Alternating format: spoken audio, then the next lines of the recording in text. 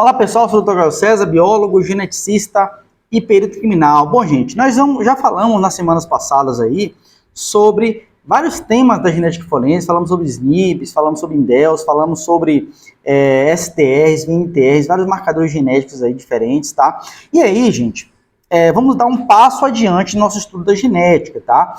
Vamos falar hoje sobre cromossomo Y, isso mesmo, cromossomo Y, porque é tão importante o estudo dos cromossomos Y, né?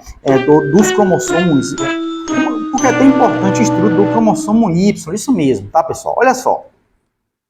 Só para lembrar vocês, gente, nós temos então lá os nossos cromossomos, né, que a gente está vendo aqui, tá? Cada cromossomo, que a gente vê lá como um xizinho, né, na verdade são duas moléculas de DNA, é o cromossomo duplicado lá no ciclo celular, né, e a gente observa duas moléculas de DNA ali duplicadas já, né, então cada cromossomo tem duas moléculas de DNA, nesse caso aqui dessa foto que vocês estão vendo agora, tá? Então, uma molécula de DNA é um bastãozinho, é um cromossomo, tá? Que é o que a gente tem normalmente. No ciclo celular, esse material se duplica e vira esse xizinho aí que nós estamos vendo, tá? Nós estamos vendo na nossa figura aqui, tá? Muito bem. Dito isso, cada cromossomo, gente, esse cromossomo duplicado que a gente está vendo aí, tá? Temos aqui dois indivíduos, tá?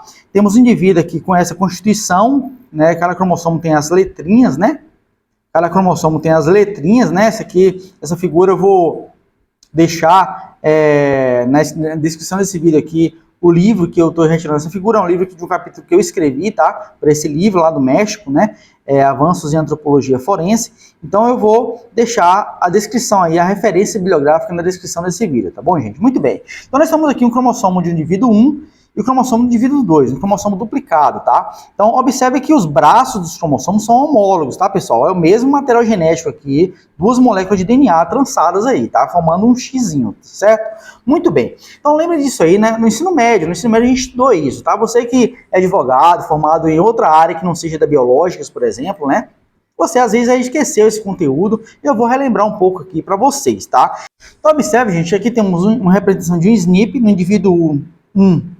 No indivíduo 1 temos um G nessa posição, a guanina, né? E no indivíduo 2 temos um timina nessa posição aqui. Então, justamente essa sequência de DNA, essa sequência aqui de letrinhas, né? Adenina, guanina, timina e citosina, tá? Muito bem. Então, o SNP, o polimorfismo de nucleotídeo único, né? Em verde tá aqui, tá?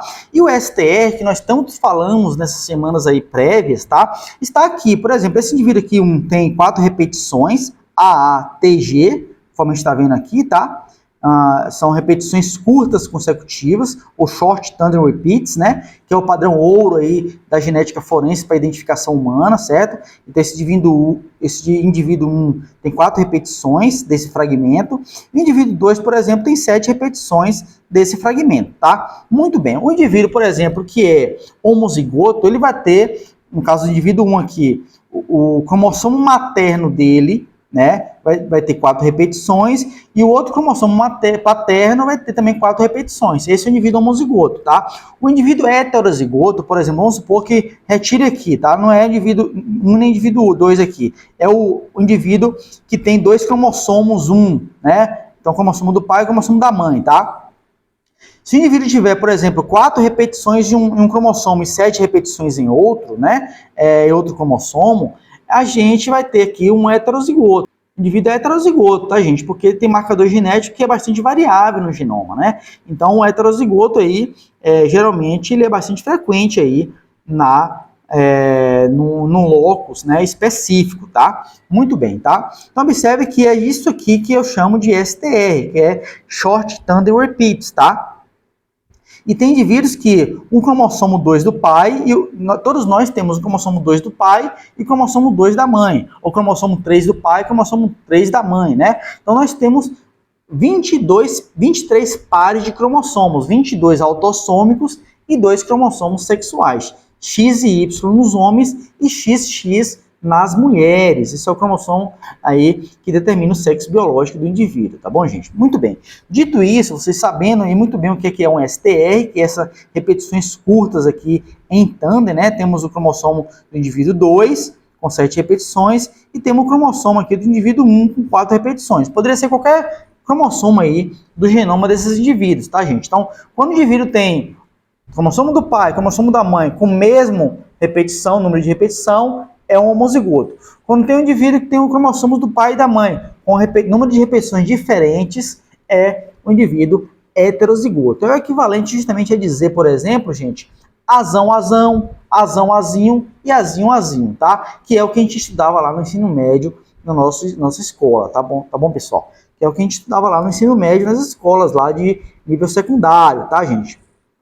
Então, é assim que a gente via, né? E esse azão, azinho é justamente o heterozigoto. Então, seria, por exemplo, equivalente aos STRs com número de repetições distintos, tá? São os indivíduos heterozigotos. Muito bem, tá? Então, dito isso, pessoal, olha só. Dito isso, nesse vídeo de hoje, a gente vai falar sobre cromossomo Y, isso mesmo, cromossomo Y, tá? O cromossomo Y, na rotina forense, ele tem uma dimensão, uma importância muito grande. Por quê? Porque é possível diferenciar, por exemplo, gente, no caso, por exemplo, de estupro, né?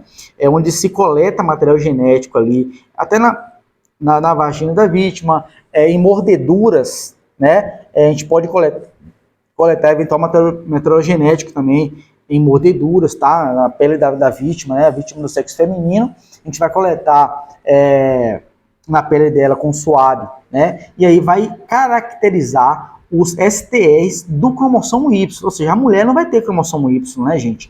A não ser que tenha alguma mutação, alguma coisa aí que não foge do normal, digamos assim, tá? Então, normalmente esse cromossomo Y é encontrado no sexo biológico masculino, tá? Então, a gente vai justamente diferenciar, né, o perfil genético aí dessa mordedura ou eventualmente do material genético extraído ali da vagina da vítima, enfim, uma vítima de estupro, tá? Muito bem, tá? Então, eventualmente do sêmen da pessoa, né, vai ter esse cromossomo Y, e a gente vai justamente caracterizar o perfil genético do cromossomo Y do indivíduo que deixou aquele material genético na vítima, ou até mesmo no local dos fatos, por exemplo, deixou uma camisinha, né, com sêmen, enfim, deixou algum material genético ali, a gente vai caracterizar o cromossomo Y aí desse indivíduo, tá? E aí eu vou mostrar pra você nesse vídeo aqui, justamente, como é que a gente caracteriza e o que é que a gente chama de haplótipo mínimo, tá? Haplótipo mínimo, o que é? Vou mostrar também alguns marcadores genéticos aí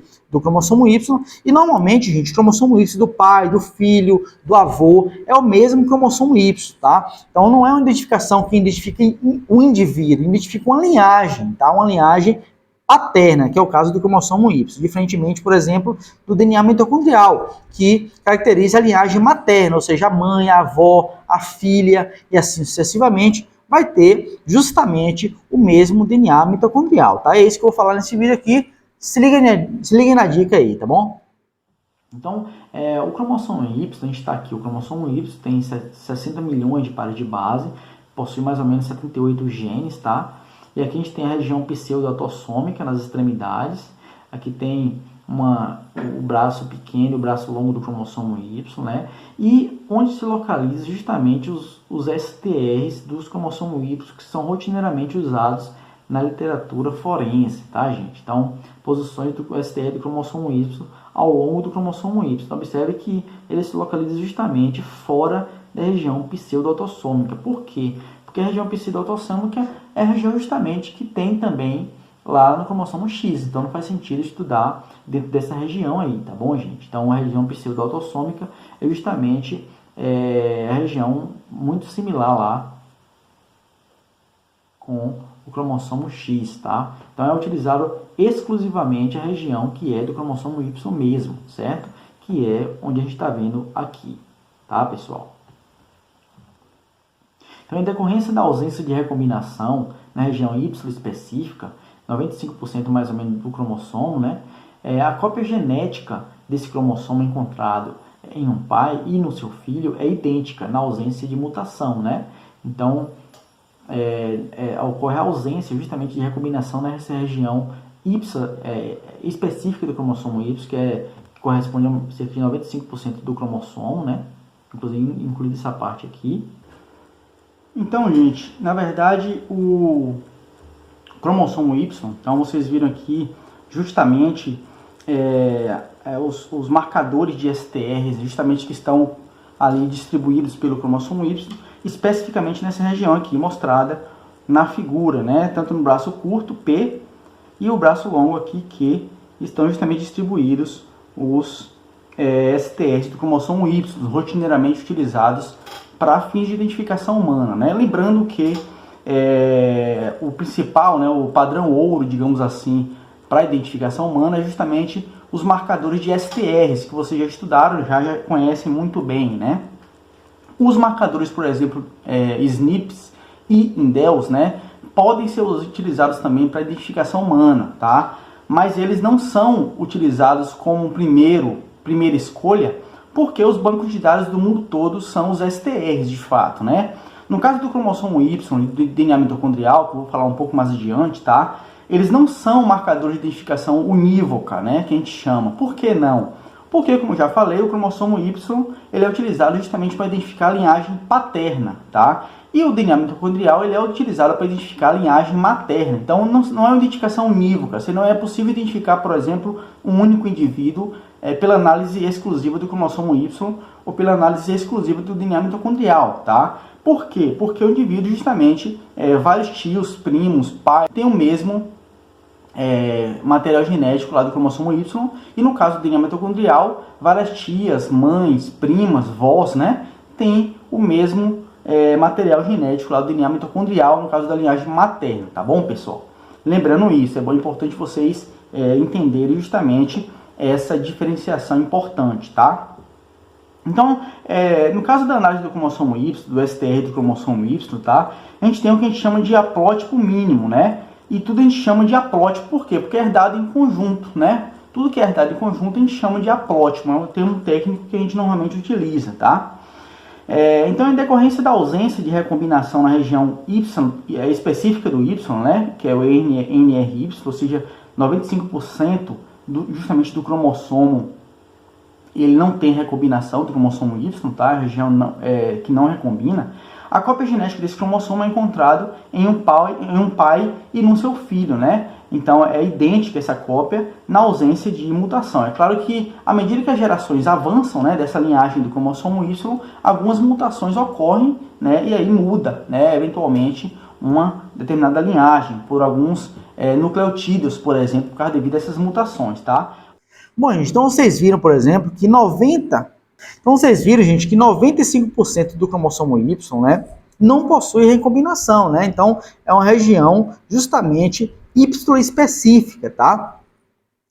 Que é a região ali que a gente pega para fazer justamente a análise dos STRs do cromossomo Y, tá? Então, 95% do cromossomo não sofre recombinação, que é aquele crossing over lá que a gente já viu no nosso ensino médio também, tá? É um antigo ensino médio, tá? Então, o crossing over, que é aquela troca de fragmentos de cromossomos homólogos, né? É justamente o que caracteriza essa recombinação, tá?